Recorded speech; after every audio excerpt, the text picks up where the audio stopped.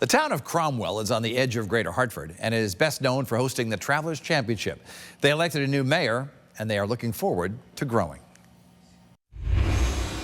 And with us now is the mayor of Cromwell, James Demetriades. And Mayor Demetriades, great to see you here, and congrats on your election in November. Thank you, sir. I appreciate it. So what's the #1 problem facing Cromwell in your judgment? You know, with small towns, it's about resources. There's a lot of projects that need to get done, and there's not enough resources to go around. So when I say resources, I mean funding. Municipalities, small municipalities in Connecticut have grown really quickly over the last 20, 30, 40 years. And so we're using infrastructure oftentimes that is 40, 50 years old with double the population of what we had before. So I would say infrastructure is #1. And what's your top priority? Is that infrastructure? And what else would you like to accomplish? Yeah, so as a new mayor, as a young mayor, I really want to kind of reinvent and refocus people on public service and getting people involved. Having more opportunities for public feedback, having more opportunities for transparency and accessibility and accountability. I think there's not just one thing, right? What's the one thing? It's about changing the culture. We live in a time where people think politics is a dirty 4-letter word, but at the local level, it's about your community. It's about the town that you live in and making it a better place. So my #1 goal is to change the attitude about local politics and make it about being positive, make it about investing in your community and making it about growing your town. Let's talk a little bit about this, and that is one of the things that Cromwell is perhaps best known for, really around the whole nation. You see Cromwell, Connecticut for the Travelers Championship. Right. How important is that championship that tournament in terms of bringing money into your town? It's a huge event. I mean, you think about it is the largest sporting event in the state of Connecticut. It brings in tens of thousands of people into Cromwell every day for that tournament week.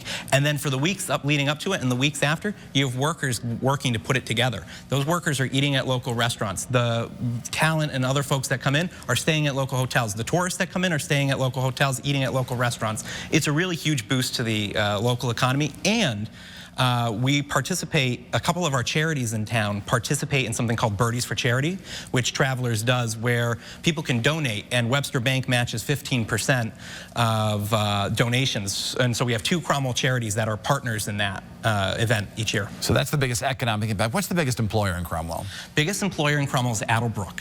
Attlebrook is a behavioral school for adults with autism and children with autism, and that's our largest employer. And Attlebrook is a wonderful partner with the town. We work very closely with Attlebrook for programming, and the chairperson of Attlebrook is very involved in town. So it's a very simpatico relationship. We give and they give, and we work together on a lot of projects. Yeah, you've got some great little businesses there. My tailor Tanya is in Cromwell, and I always stop by Zerio's whenever I'm there because they have some great food. So there are a lot of little businesses, but you know, there are some townspeople who say we need some bigger ones. We need some big taxpayers to set up shop, perhaps because the big hotel, they're closed, correct? Yeah, the Red Lion did close, yeah, right on 372. And is there any hope of that reopening in some form or building a new one? Yeah, we are actually really excited. Business that owns a couple other luxury apartment complexes is interested in building there. They've actually received a tax abatement from the town, and they're going to be investing $100 million into a new commercial residential development at the Red Lion site. And let's talk about some of the other towns along the Connecticut River Valley are really talking about ways to access that waterfront. What's Cromwell doing? Yeah, so we have about a mile of publicly accessible riverfront. It's the largest stretch of Connecticut riverfront publicly accessible in the state. You can go down to River Road in Cromwell, Frisbee Park, River Landing, and you'll see 2 parks that are capstone parks. But in between, it's undeveloped. And so what we want to do is continue to encourage recreational development of the riverfront.